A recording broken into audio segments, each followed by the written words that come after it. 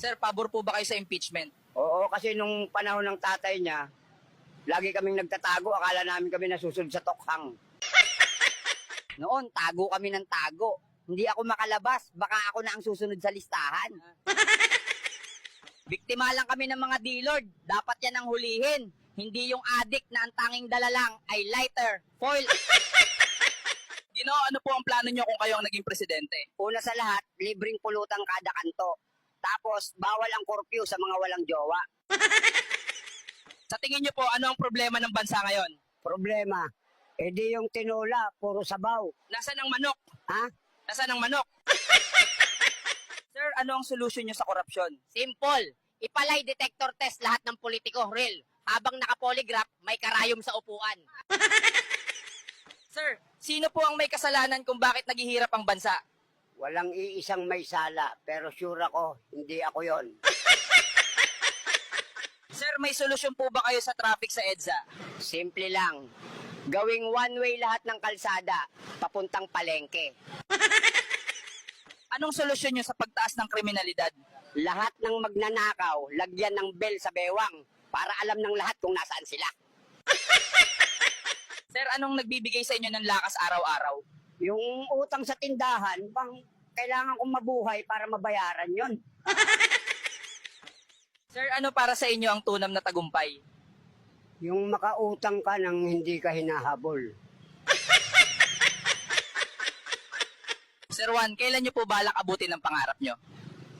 Pag natuto na akong matulog, Sir, mahilig po ba kayo sa alcohol? oo, pero hindi yung panlinis, yung may tama. Sir, paano nyo pinangangalagaan ang mental health nyo? Simple lang, umiinom ako ng tubig. Tapos inom ng konting gin para pampakalma. Sir, ginagamit nyo pa po ba ang face mask? Oo, para itago ang mukha ko sa mga inutangan ko.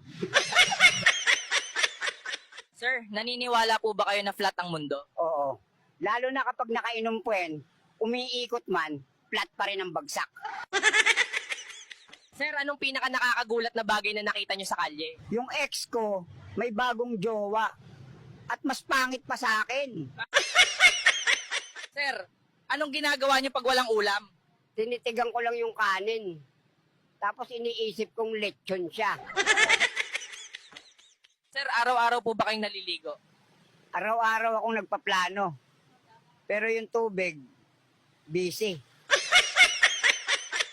Sir Juan, paano po ba makaiwas sa utang? Simple lang, huwag lumapit sa tindahan.